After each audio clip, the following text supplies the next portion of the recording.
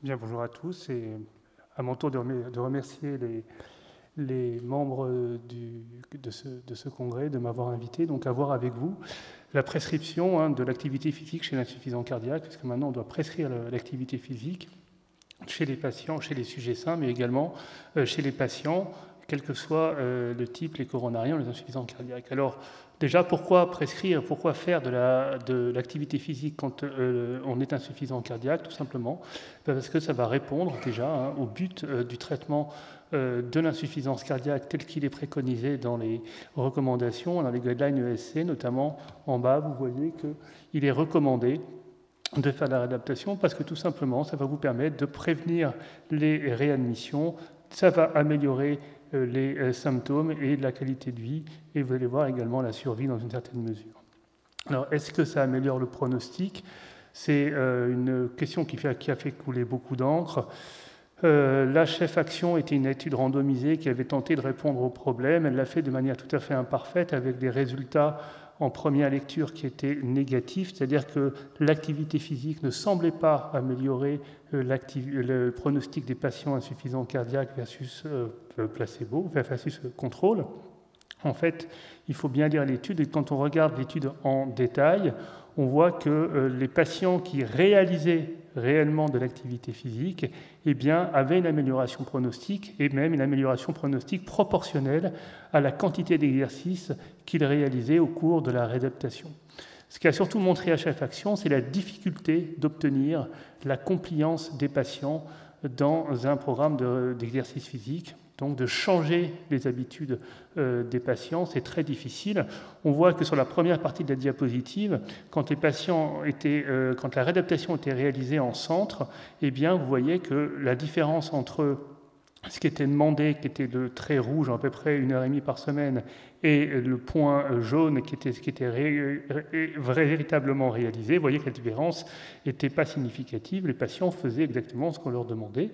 Et puis, quand les semaines suivantes, les patients étaient rendus à domicile, on leur prêtait le matériel pour qu'ils puissent continuer leur entraînement.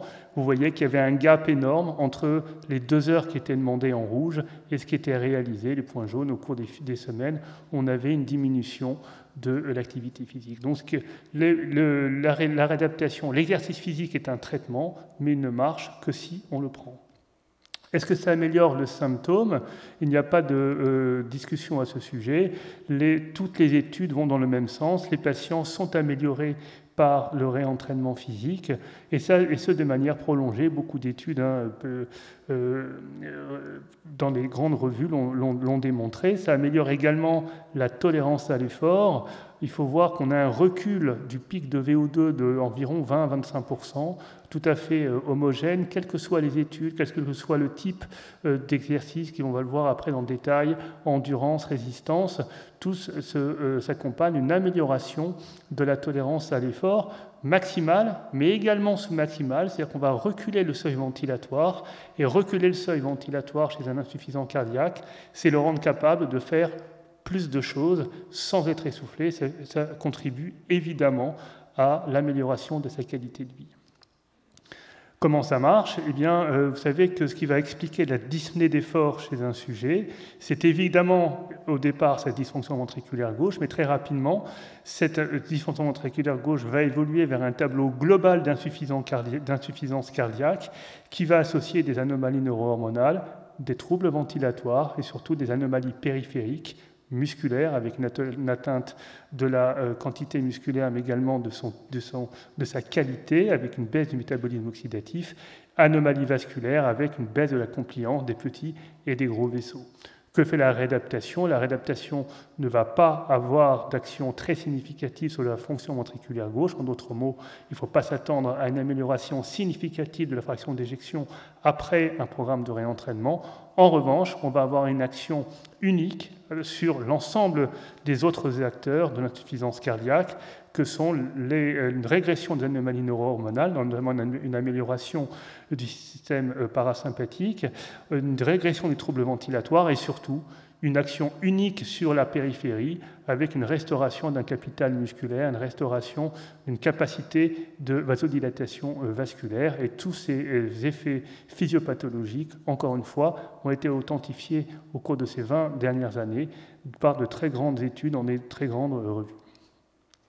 Alors, améliorer de 20-25% la tolérance à l'effort d'un sujet, ça paraît pas forcément énorme, mais en fait, c'est beaucoup. Et en tout cas, c'est beaucoup mieux que ce que font la plupart des médicaments qui sont préconisés dans l'insuffisance cardiaque. Voici les médicaments que l'on préconise en fonction de la classification NYHA. Et vous voyez que les inhibiteurs, quand on regarde les détails des études sur l'amélioration de la tolérance à l'effort, on a des résultats qui sont très décevants avec les thérapeutiques. Les inhibiteurs du système rénine-angiotensine n'améliorent pas significativement le pic de VO2, pas plus que les bêta-bloquants, dont l'effet central est compensé par des effets délétères périphériques. L'ivabradine fait un petit peu mieux, n'ayant pas d'effet délétère périphérique. Mais vous voyez, on augmente de l'ordre de 12 à 15%. L'Entresto semble assez efficace, mais on n'a pas de données pour l'instant publiées. Et les pacemakers marchent, mais à condition d'avoir la chance d'être dans le groupe répondeur. Donc ces effets très bénéfiques de la réadaptation, à la fois sur le pronostic, mais surtout sur les symptômes et sur l'amélioration de la qualité de vie, vous voyez, font porter la recommandation à des niveaux de très haut grade, quelles que soient les recommandations, qu'elles soient françaises ou internationales. En d'autres termes, c'est probablement actuellement une faute de ne pas prescrire de l'insuffisance cardiaque, de la réadaptation chez nos patients insuffisants cardiaques. C'est une faute comme si on s'abstenait de prescrire des bêta-bloquants ou des IEC. Alors, une fois qu'on a dit ça, on n'a pas résolu le problème. Comment se prescrire? En pratique, la réadaptation, c'est l'association de séances de gymnastique segmentaire, de séances d'endurance et d'un programme de kinésithérapie respiratoire chez les patients qui sont les plus sévères. Alors, la gymnastique segmentaire, initialement, on peut rendre hommage à Michel Koch, qui avait, là c'est vraiment les premiers bancs qui maintenant sont vraiment actualisés, mais qui ressemblent finalement à ces appareils initiaux qui permettaient de faire travailler les principaux groupes musculaires. Mais de plus en plus, on fait travailler également les patients, soit avec des systèmes d'élastique, comme ça a été dit ce matin, et également avec des petites haltères qui vont permettre de travailler les principaux groupes musculaires. Le travail d'endurance, on en a parlé un petit peu ce matin, deux types de protocoles, soit un protocole en continu, après une période, à chaque fois, que dans les deux cas, on a une période d'échauffement, et après, soit on va effectivement prescrire un entraînement continu avec un niveau proche du premier seuil ventilatoire, l'idée étant de solliciter au maximum les systèmes aérobies sans être trop dans le rouge, avec des risques d'arythmie chez ces populations à risque. Et puis après, une période de récupération. Et au contraire, dans l'intervalle training, eh bien, évidemment, on va se calquer sur l'entraînement fractionné des sportifs en alternant des phases de haute et de basse intensité. Alors, pour ce qui est vraiment du domaine pratique de la prescription, il y a vraiment des recommandations qui sont sorties il y a quelques années et qui font office de référence. Rappelant déjà les indications, les réadaptations et le réentraînement physique doit se faire chez un patient stable. En classe 1, 2 ou 3 de la NYHA, on exclut en tout cas de toutes les études les patients au stade 4 qui sont le plus souvent en façon instable. Ça doit être débuté plutôt en centre de réadaptation interne ou externe, dans la mesure où ce sont des patients qui sont quand même fragiles, où il faut un monitoring, une surveillance continue, et de toute façon, il faut faire un bilan qui nécessite un certain degré d'expertise et d'appareillage clinique, électrocardiogramme, l'échographie, et puis le test d'effort qui va être le plus couplé à la VO2 de manière vraiment quasi systématique dans cette population, le test de marche quand on n'a pas la VO2 ou l'épreuve d'effort. On insiste beaucoup dans les recommandations sur la surveillance, notamment clinique, et puis en se basant sur la fréquence cardiaque et la pression artérielle. Cette VO2 va être faite initialement pour calibrer l'intensité des séances, et après, on refera la VO2 en fin de programme pour voir l'amélioration de la tolérance à l'effort, puisque nous avions travaillé sur ce sujet et montré que les patients qui ne s'amélioraient pas, hein, qui ne répondaient pas, qui étaient dits non répondeurs, c'est-à-dire qui n'amélioraient pas de plus de 2 millilitres kilominutes leur pic de VO2, eh bien, avaient un pronostic beaucoup plus délétère. Hein. Ces résultats ont été repris un an ou deux plus tard grâce à la banque de données d'HF Action, montrant exactement les mêmes résultats. Les guidelines reprennent également, je ne liste pas l'ensemble des contre-indications qui sont tout simplement les contre-indications de la réalisation d'un effort, de l'épreuve d'effort en général. Et ils disent un petit mot sur les DAI, puisque c'est une population évidemment qu'on a de plus en plus fréquemment. Eh bien, la réadaptation marche très bien dans cette population. Il faut faire simplement attention à certaines choses. Pour ce qui est de l'endurance, il n'y a pas de problème. La seule limite étant de monitorer la fréquence et de rester à peu près 20 battements en dessous de la fréquence de détection des DAI pour éviter les chocs inappropriés. Et puis enfin, pour ce qui est le travail de résistance, on pourra le réaliser, mais en évitant notamment le premier mois, pour ne pas risquer des déplacements de sonde ou des hématomes de loge. On va essayer d'éviter la mobilisation des membres supérieurs. Donc si on rentre vraiment dans le côté très pratique de la prescription, les séances d'endurance en continu, selon les patients, encore une fois, on peut avoir des patients qui sont très très sévères, qui sortent d'une poussée aiguë, et donc on commencera par des traitements plutôt de 10 à 15 minutes, et qu'on pourra augmenter jusqu'à 60 minutes chez les patients les plus résistants, en faisant 3 à 5 séances par semaine. Toujours pareil, on insiste sur le fait qu'il faut vraiment un échauffement de 5 à 10 minutes, 5 à 10 minutes de récupération où on monitore les patients pour vérifier qu'ils ne fassent pas de malaise vagaux. Et puis on va avoir des exercices qui vont aller de 5 minutes au départ jusqu'à 20, 10, voire 40 minutes d'exercice, avec une intensité. Pourquoi faire la VO2 initiale? Parce que la plupart des études se fient là-dessus pour programmer l'intensité qui va être autour de 40-50% de la réserve de VO2, qui est la VO2 de base moins la VO2 de repos, ou plus fréquemment et plus simplement l'intensité au seuil ventilatoire, en prenant soit, comme on l'a dit ce matin, la charge, soit la fréquence, selon le type de patient, plutôt la fréquence, mais dès que la fréquence n'est pas utilisable, chez les patients qui sont très bêta-bloqués ou électro-entraînés ou FA, on prendra la charge. Et puis ça, c'est vraiment l'intensité au départ qui va être après augmentée en fonction de la tolérance, jusqu'à 70, voire 80% du pic de VO2. Et quand on n'a pas de VO2, on va se fier sur la réserve chronotrope, mais très difficile à monitorer chez ces patients qui ont souvent une réserve chronotrope altérée, ou sur l'échelle de Borg.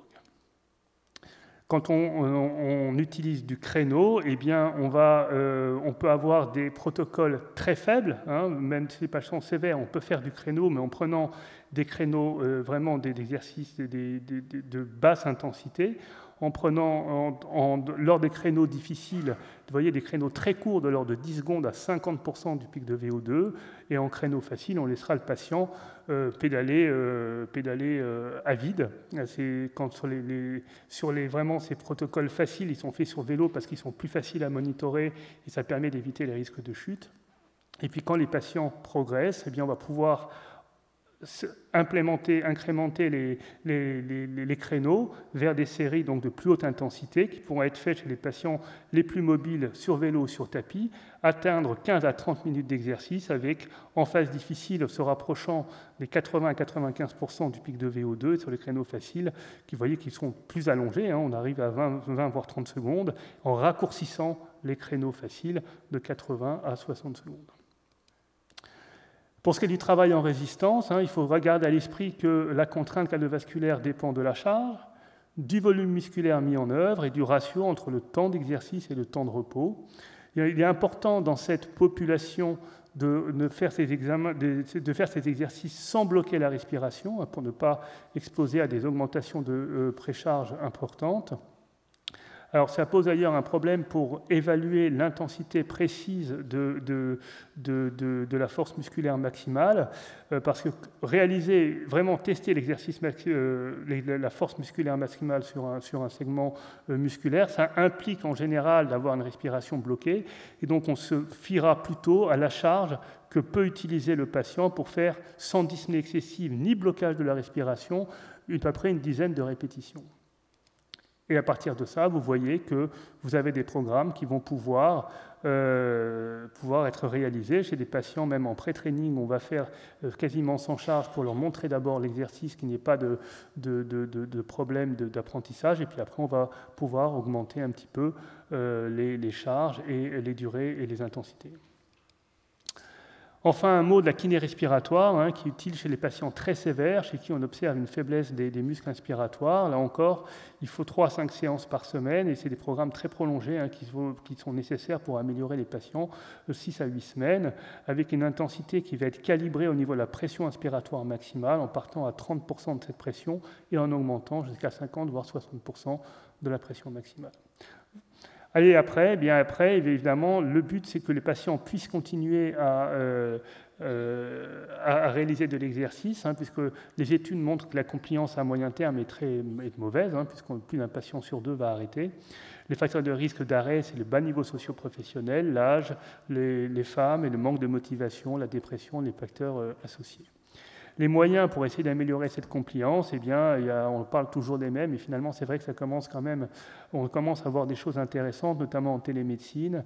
Les clubs de phase 3, les clubs cœur et santé marchent très bien, et les réseaux de soins qui peuvent participer à l'amélioration de la prise en charge. Voilà, en conclusion, donc le réentraînement physique est absolument indispensable et incontournable dans l'insuffisance cardiaque. Il associe, encore une fois, c'est vraiment des recommandations de haut grade, il associe la réalisation de gymnastique segmentaire, d'endurance, de kinésithérapie. Ça a une amélioration périphérique absolument unique. Ça améliore le pronostic chez les patients compliants. Il s'agit de programmes longs, plus longs que chez les coronariens. Les patients sont insuffisants cardiaques répondent, mais sur des programmes plus prolongés.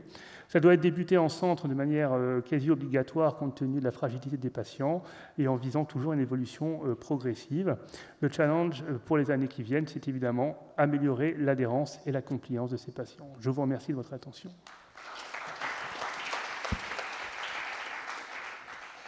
Merci beaucoup.